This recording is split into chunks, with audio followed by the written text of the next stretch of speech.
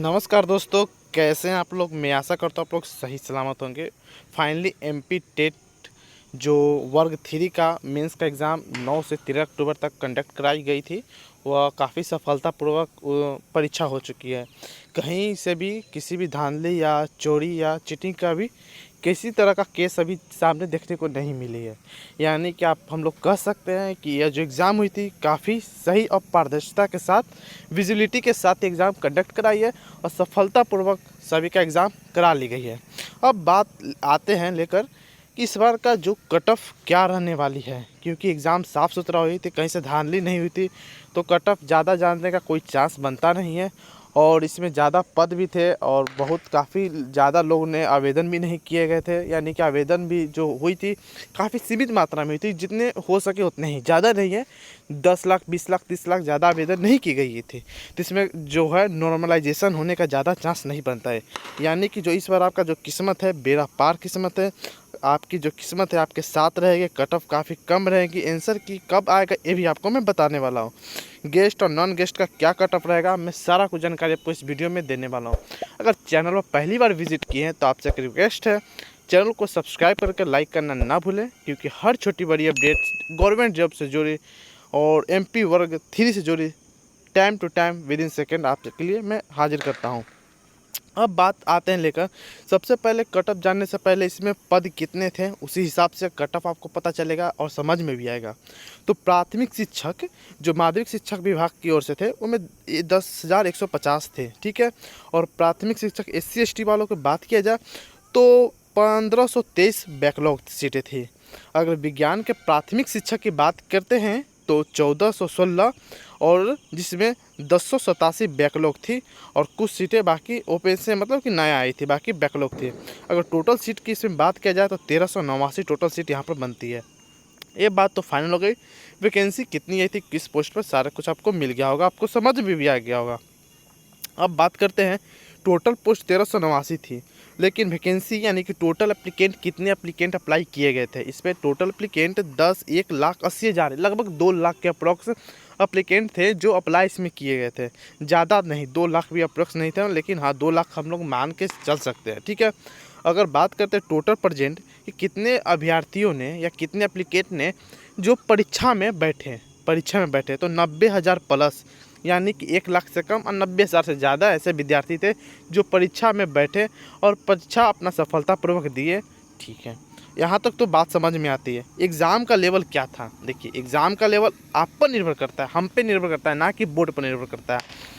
हमने आपने कितनी तैयारी की है, जिसका तैयारी 80-90 प्लस है, किसी का तैयारी 100% नहीं होता है। मैं आपको पहले बताता हूँ, किसी का भी तैयारी 100% नहीं होता। हाँ 90% अगर आपका तैयारी है, 95% आपका तैयारी है, तो आपका देखिए जो नॉर्मल शिफ्ट भी रहेगा तो आपको ईजी शिफ्ट लगेगा कि हाँ ठीक है मॉडरेट है।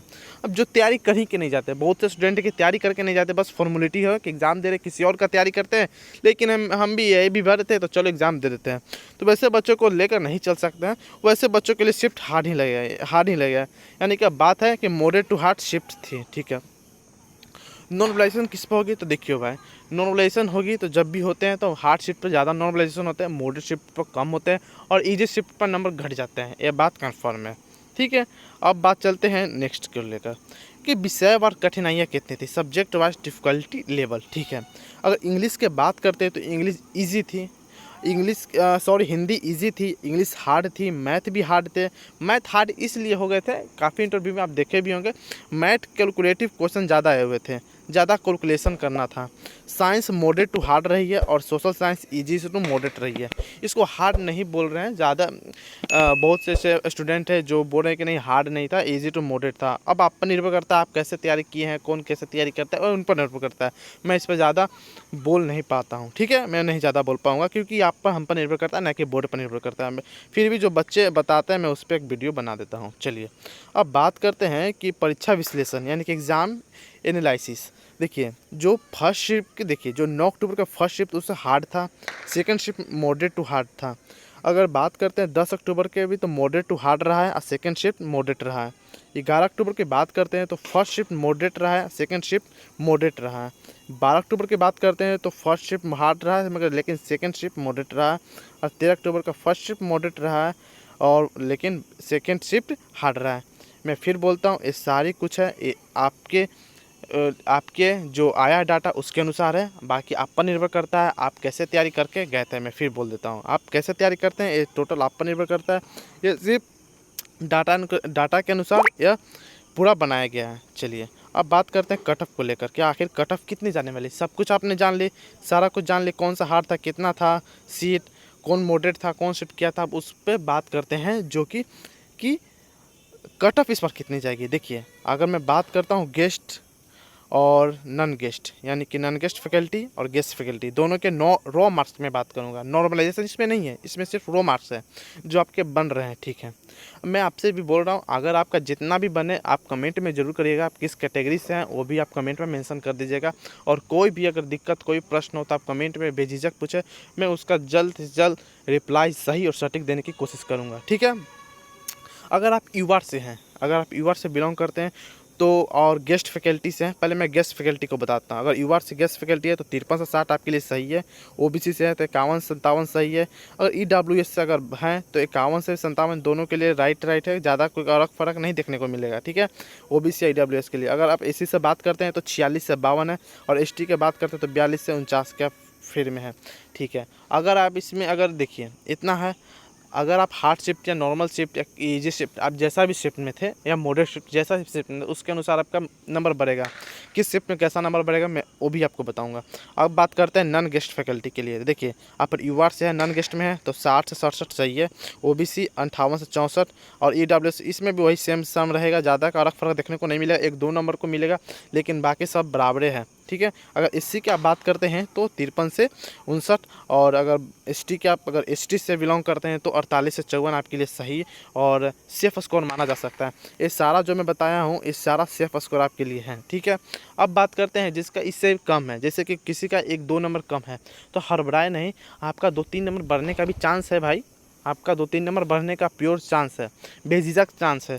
अब अगर बात करते हैं कि हाँ 2 नंबर बढ़ेगा या 3 नंबर या 5 नंबर या 10 नंबर, वही बताऊंगा। अगर आप हार्ड शिफ्ट से आते हैं, ठीक है, अगर आप हार्ड शिफ्ट से आपका शिफ्ट जो हार्ड था अगर आपके अनुसार लग रहा है कि हार्ड है तो आपको मैं बता दूं कि 7 से 8 नंबर बढ़ सकता है। हार्ड शिफ्ट वालों को 7 से 8 नंबर बढ़ने का प्योर चांस है, क्योंकि ये जो 9 से 13 अक्टूबर तक जो कराई थी, टोटल 5 दिन का शिफ्ट था, एग्ज़ाम था, टोटल 10 शिफ्टों में कंडक्ट कराई गई थी। ठीक है, तो उसमें 10 शिफ्ट यानी कि कोई इसके हर में अलग अलग शिफ्ट है तो नॉर्मलाइजेशन भी हो सकता है, अच्छा खासा नॉर्मलाइजेशन देखने को मिल सकता है, क्योंकि एग्ज़ाम 10 शिफ्टों में कंडक्ट कराई गई थी। तो जो हार्ड वाला था उसको 7 से 8 नंबर बढ़ सकता है। अगर आप मॉडरेट में है तो 4 से 5 बढ़ने का आशंका पूरी जताई जा रही है। अगर आप इजी शिफ्ट में है, देखिए इजी शिफ्ट को बढ़ने का कोई चांस नहीं बनता है, लेकिन अगर बढ़ भी जाए तो 1-2 नंबर, नहीं तो घटने का उनका चांस है। घटने का चांस 50%, बढ़ने का चांस प्योर 50% है।